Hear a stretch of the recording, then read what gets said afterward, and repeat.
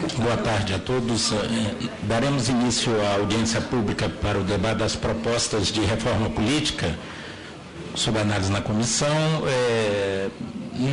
O presidente Rodrigo Maia atendeu uma solicitação dos representantes do movimento Acorda Brasil, que reivindicaram a possibilidade de estar aqui. Claro que nós tivemos um contratempo, a ordem do dia já está instalada, daqui a pouquinho teremos votação nominal, então nós daremos voz ao movimento Acorda Brasil e convido o senhor Marcelo Vitorino, representante do movimento, que vai aqui. Eles solicitaram, porque efetivamente o voto distrital puro não teve uma vocalização adequada aqui nessa comissão, e eles, de forma muito justificada, reivindicaram essa oportunidade de fazer a defesa do voto distrital puro. Então, eu gostaria, pedindo desculpa, porque nós tivemos esse contratempo, então nós teremos que resumir bastante. Então, eu gostaria de, em 15 minutos, que você fizesse sua exposição, aproveitando o quórum, porque daqui a pouco nós seremos chamados para uma votação nominal.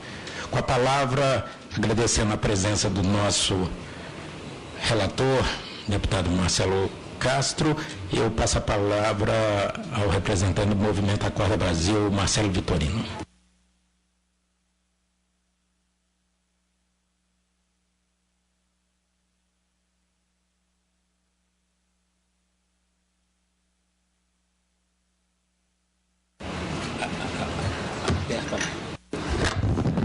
Pronto. Boa tarde a todos.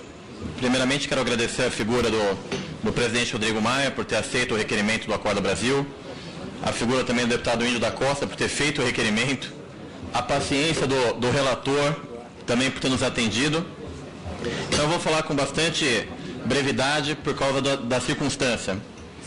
Primeiramente, eu queria falar o que é o Acorda Brasil.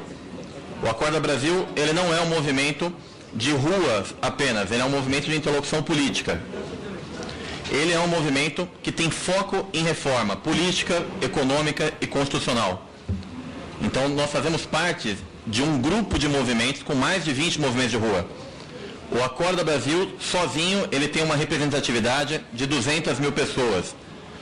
O grupo a qual fazemos parte, que tem movimentos como Nas Ruas, como o Brasil Livre e outros, somados são mais de 3 milhões. Então, dito isso, também devo me apresentar a vocês. Na política, eu comecei lá como juventude partidária.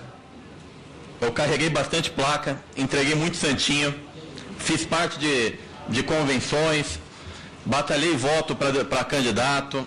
Depois trabalhei com campanhas desde das menores às maiores, com derrotas e com vitórias. Então, esse pleito da eleição é uma coisa que não me é estranho. Esse foi um dos motivos, inclusive, que fez com que eu fosse integrar um movimento de rua, para que esses movimentos também tivessem essa noção, eles entendessem um pouco mais do que é o sistema político, do que é o sistema eleitoral. E o nosso posicionamento aqui hoje não é um posicionamento de enfrentamento aos parlamentares. Na verdade, é um posicionamento de ajuda. Estamos aqui, eu como porta-voz, não como uma liderança, pedindo ajuda para o Congresso. Nós queremos, basicamente, um trabalho de diálogo e reflexão. Também preciso dizer que eu não sou candidato a nenhum tipo de cargo e nem tenho qualquer tipo de pretensão eleitoral. Portanto, não serei concorrente de ninguém, nem nos próximos anos, nem nos futuros. Isso é bom colocar. Até ouvi ali a senhora, você não sabe, não, eu sei. Eu acho que tem uma coisa que faz o político, chama-se vocação. Então, eu não tenho vocação para tal, então não estaremos lado a lado, nós vamos estar de outro jeito. Eu do meu lado de cá, fazendo o que eu sei fazer. E até porque eu não teria legitimidade para estar aqui se eu estivesse pleiteando um cargo no futuro. Acho que isso é uma questão muito importante hoje. Bom, vamos ao foco da comissão, que é a reforma política. Como eu falava, o mais importante é promover a reflexão sobre o que serão os próximos 20 anos deste Congresso. Considerando que essa reforma está em discussão há aproximadamente 20 anos, e agora chegou o momento que é o ápice dela, o que vocês decidirem não deve ser alterado pelos próximos 20. É uma preocupação. Então eu gostaria que vocês olhassem para isso com uma visão de futuro de médio e longo prazo, não como questão individual. Como é que nós, como Congresso, devemos nos alinhar? Hoje, pelo que nós estudamos, tem 3 propostas que são bem enfáticas, que é o distritão, que é o majoritário, segundo o que falam, né? Distritão é o popular nome dele, que é um modelo adotado por países pequenos, como o Afeganistão. Nós temos aí o distrital misto, que é um adotado por países também regulares, mas com um pouco mais de liberdade, como a Alemanha. E nós temos o distrital puro, que é o que ele é base para países de dimensões continentais, como Estados Unidos e como Austrália. Então, esses são os 3 modelos, pelo que eu vi, que vocês vão ficar na defesa. Se o distritão vai ser um distritão com circunscrição, se o misto vai ter a proporcionalidade, se é metade lista ou não, isso vocês ainda vão definir. Mas o modelo está entre os 3. O voto em lista, creio que vocês não vão nem considerar mais, pelo que eu tenho acompanhado dos movimentos. Bom, dito isso, temos aí a preocupação que nós temos uma democracia muito jovem. A democracia brasileira é recente. Então, o que nós gostaríamos? Que vocês olhassem com mais cuidado os modelos adotados pelos outros países. Países que já apanharam. Países que já colocaram... O Japão, por exemplo, foi um dos que colocou um modelo parecido com o distritão e voltou atrás. Então, nenhum sistema eleitoral é perfeito. E nenhum será. Todos eles vão ter... O modelo estadunidense, por exemplo, toda hora você tem que ficar refazendo quais são os distritos que eles têm lá. Eu entendo isso também, né? Isso não é um problema. Ele tem que ser adaptável. Agora, uma coisa que eu gostaria que vocês incluíssem, e aí eu falo, eu gostaria como movimento, gostaria que vocês incluíssem uma cláusula de recuo, que daqui dois mandatos a população possa fazer um referendo para, se algo deu errado, voltar atrás. Que não espere mais 20 anos. E o pior, como será a composição desse Congresso se algo der errado? E se ficar uma composição pior, que não nos permita voltar atrás? A gente não deveria ter um referendo que possibilitasse esse recuo, que seja depois de 6 anos, não importa qual modelo, se for distritão, se for distrital, qualquer um deles. O que eu sugiro é uma cláusula de recuo. Aí, dito também que nenhum é perfeito, como é que nós escolhemos um modelo? Nós discutimos 3 pontos específicos do que deve ser um sistema eleitoral. O primeiro deles é a transparência. O modelo deve ser muito transparente para que todos entendam como representante eleito. O segundo é baseado na representatividade. E o terceiro, na legitimidade.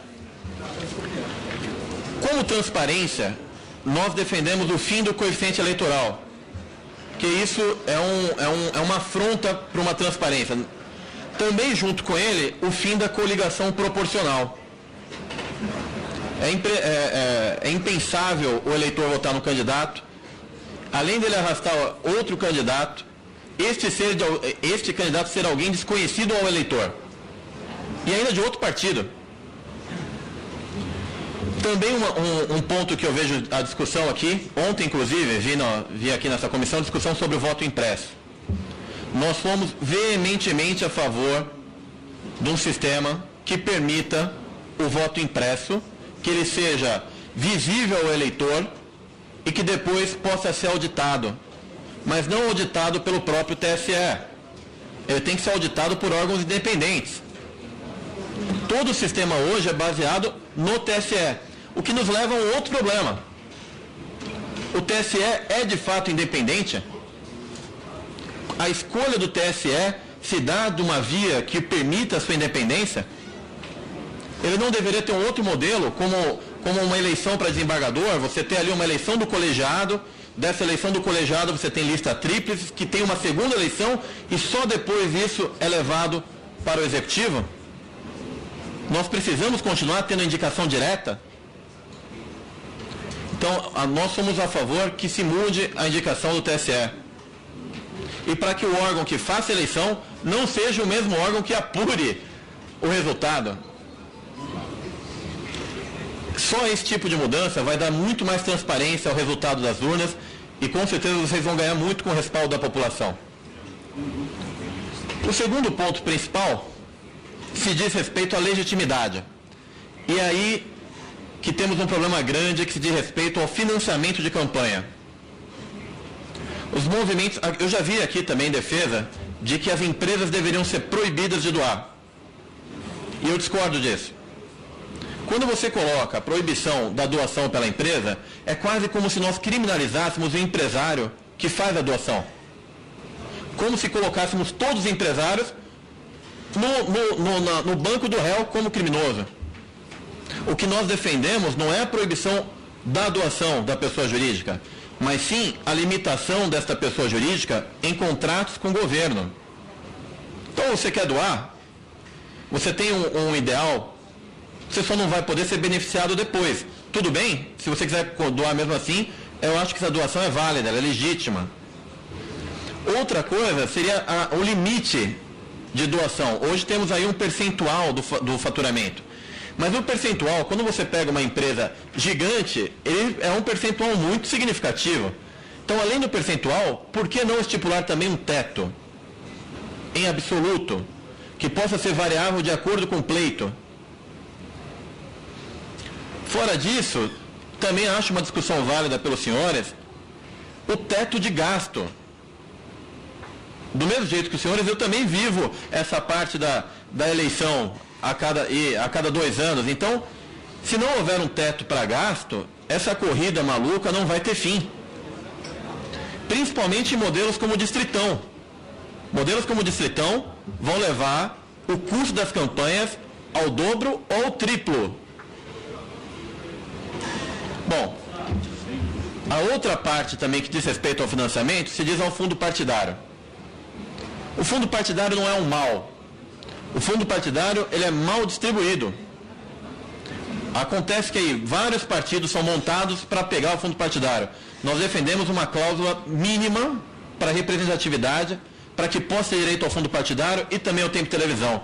Muito se discute aqui em 2%, nós pedimos 5%. Nossa, mas isso vai diminuir o número de partidos para 12, 10? Talvez. Agora, nós acompanhamos os esforços de vocês para aprovar uma lei com 30 partidos.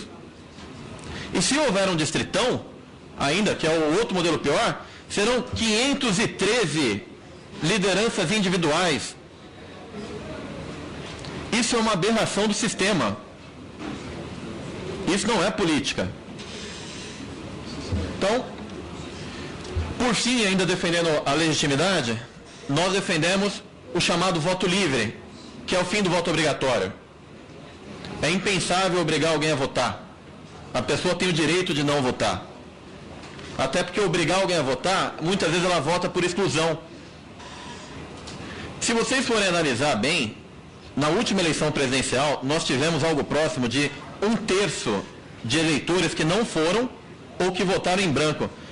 Bom, 1/3 do eleitorado é muita coisa. Então, isso não tem a ver, propriamente dito, com proposta. Tem a ver com exclusão. E aí vem o último item da minha lista, que é a representatividade. Que aí é onde provavelmente teremos mais embates. Nós somos a favor do voto distrital puro, que é o modelo estadunidense. Como falei antes, não é um sistema perfeito. Muito se fala que o distrital puro ou o distrital tradicional exclui a minoria, o que eu considero também uma afirmação infundada. Porque minoria não precisa de cadeira no Congresso para ser representada. O congressista, por sinal, tem o seu papel reduzido quando ele ocupa uma cadeira no Congresso que é nacional e essa cadeira é baseada numa minoria. Aquele congressista é um congressista da maioria. O que não o impede de forma alguma para olhar para questões de minorias. É a mesma coisa que a gente falar, por exemplo, eu também ouvi críticas aqui dizendo que o distrital levaria os congressistas a serem vereadores federais. Daí eu pergunto, seria, por exemplo, o deputado Samuel Moreira um vereador distrital, vereador federal, que ele foi eleito, por exemplo, com a maior parte dos votos do Vale do Ribeira, que é uma micro-região. O deputado Bruno Covas é um outro exemplo também, foi eleito com a maioria dos votos na Baixada Santista. Eu duvido que esse tipo de parlamentar venha a esta casa para defender a ampliação de uma ponte na sua micro-região. Eu não posso acreditar nisso. Isso vota contra a qualidade dos parlamentares da casa. Agora, você tem aí as instituições não governamentais e as entidades de classe que sim, são focadas em minorias e podem muito bem fazer um trabalho com os senhores sem ter um partido e sem ter um candidato específico. O que os senhores sabem que facilitaria muito até a aprovação de uma lei. Se eu tiver uma pessoa específica para defender uma lei, é muito mais difícil o trâmite dela aqui na casa. Seria melhor essa minoria procurar vários parlamentares, vários partidos e a partir daí encaminhar uma proposição. Bom, temos mais ainda só uma questão que é a do balanceamento. Esse balanceamento do voto distrital, se vai ser misto ou não, cremos que é uma discussão que deveria ser levada para o Estado, não para a União. Por um motivo simples. O Estado de São Paulo, por exemplo, é um Estado que tem uma densidade demográfica muito diferente do Estado de Rondônia. Nós não vemos a necessidade específica de você dividir o número de distritos pelo número de parlamentares. Por que São Paulo deveria ter, a cidade, por exemplo, a cidade de São Paulo tem 52 vereadores. Por que eu devo dividir em 52 distritos? Por que eu não posso dividir em 10 e cada distrito eleger mais do que um? Então, assim, não há uma regra que defina, que obrigue o distrito a ter uma cadeira. O distrito pode ter 5, pode ter 7, pode ter 9. Então, a reflexão é que, com muita humildade, vocês reflitam sobre esse ponto específico, de não serem tão rígidos. Bom, concluir, volto ao ponto principal. Clamo aos ilustres deputados. Pensem no Brasil de médio e longo prazo. Abandonem qualquer tipo de questão pessoal, individual. Uma mudança equivocada pode transformar o Congresso num lugar muito pior do que o que ele está. Muito obrigado. Bem, obrigado.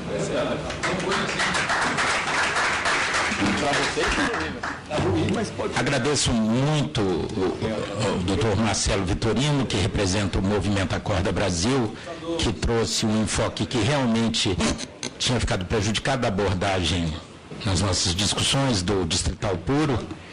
E nós teremos, eu consulto o nosso relator, porque daqui a poucos minutos os líderes já estão fazendo encaminhamento de um requerimento.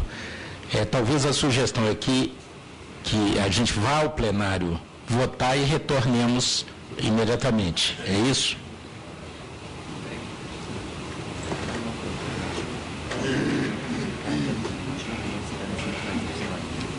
Está aqui a carta. Uma questão de ordem, uma sugestão. Eu quero, só para fazer uma sugestão, não sei, antes de ouvir ainda o relator, sim.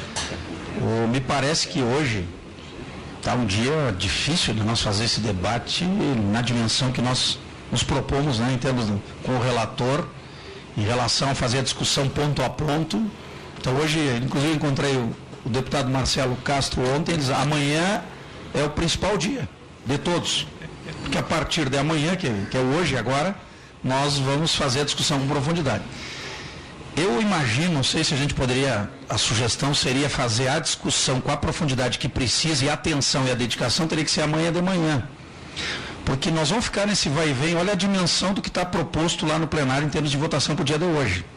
E olha o que está posto e a importância dita ontem pelo próprio relator, né, de maneira que quantos vão poder participar com a profundidade que precisa para a decisão da importância que precisa. Então, a minha sugestão é que o aprofundamento, poderíamos até aproveitar mais o nosso palestrante e algumas questões do próprio relator, né, mas fazermos amanhã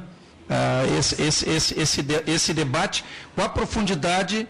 E aí iniciar cedo, exatamente, é a sugestão que eu queria fazer. Eu vou passar para o nosso relator, mas todos nós, membros dessa comissão, temos que ter consciência da armadilha que estamos criando para nós mesmos. O presidente da Câmara já fixou um prazo limite, 26 de maio, para votação no plenário, inclusive de uma forma bastante rígida, que avocará o plenário independente da produção e será uma desmoralização para todos nós se nós não chegarmos a um relatório. A semana de 26, a última semana de maio. Então nós temos essa semana e mais 2 para discutirmos e aprovarmos. Então eu vou, antes de suspender a sessão, consultar o nosso relator para que ele possa explicitar e socializar um plano de voo, porque nós, independente do resultado final, nós temos que ter o compromisso com o resultado dessa comissão, porque vai ser frustrante, depois de audiências públicas, discussões ricas, não produzirmos um relatório, seja ele qual for. Então eu passo ao nosso relator para ele dar ideia do nosso plano de voo. Bom, eu quero cumprimentar a todos. Cumprimentar em especial o nosso vice-presidente, Marcos Pestana, que faz as vezes do presidente, que o Rodrigo Maia não conseguiu chegar ainda. Agradecer ao nosso palestrante, o Acorda Brasil, que nos trouxe essas informações aqui, bastante circunstanciadas, bastante profundas, para quem não é versado, ou quem não tem a obrigação de ser versado no tema.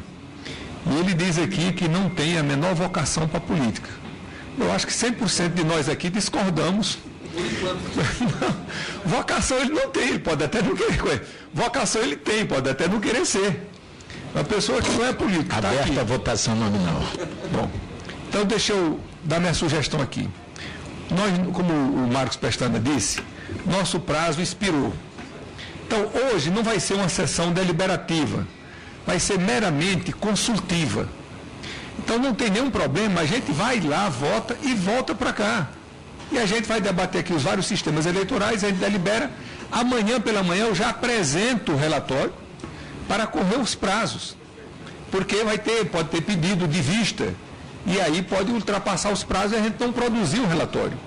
Eu acho que todo o nosso esforço agora será no sentido de produzir um relatório. Seria um desastre para essa comissão, depois de tanto trabalho, de tantas audiências públicas, de tantos seminários.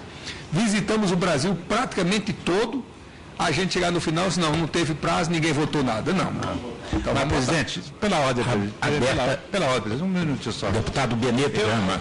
Eu concordo. Só ouvir lá o deputado Benito Gama e depois nós suspendemos. Deputado. Está perfeito aí, até porque fomos atropelados por uma decisão de ontem, que era para ser votado ontem, mas agora no plenário está votando a 664 e a 665, que é o ajuste fiscal. Não vai dar para fazer o ping-pong, lá e cá. Mas vamos fazer agora. Não, tudo bem, como não vai ser deliberativa, e se a gente deliberasse amanhã e se apresentasse na ou faz à noite, presidente, não sei. Eu só quero colocar isso. O ajuste fiscal lá não está fácil. Não está. Eu passei por lá. Mas o requerimento é de retirada de pauta. Aí vamos ver. Pois é. Isso, não tá tem bom. problema. Então vamos lá. Está suspensa essa reunião. Até que horas? Até que momento? E convocada para daqui a 20 minutos. Pronto. Alô? Só apertar aí. Alô? Sim. Excelentíssimo deputado federal Rodrigo Maia, presidente da Comissão de Reforma Política, tenho aqui em mãos algumas cartas de algo próximo de 20 movimentos, entre eles Avança Brasil, Cariocas Direitos, EAB, Movimento Brasil Livre, Movimento Pro Brasil, Movimento nas Ruas, Movimento Queremos Ética na Política, Movimento IDE, que é Instituto de Democracia e Ética, Belo Horizonte contra a Corrupção, e assim vai, tem mais ainda aqui. Temos o Movimento Livres pelo Brasil, também o Movimento Pátria Livre e o Movimento Avança Brasil. Essas cartas representam as ideias de cada um dos movimentos a respeito da reforma política. Nem todas estão em sinergia com o que o Acorda coloca. Pelo que eu li de todas as cartas, eles tiveram liberdade para escrever o que eles quisessem, 90% estão. Então, fica oficializado a entrega das cartas à sua pessoa. Tá, muito obrigado. Nós vamos disponibilizar para todos os membros da comissão para que a gente possa, até a próxima semana, também aproveitar a colaboração de cada um dos movimentos da nossa reforma política. Muito obrigado e quero aproveitar, estamos tendo votação no plenário, eu vou encerrar a sessão, convocando sessão para amanhã às 9 horas da manhã, em homenagem ao deputado Chico Alencar.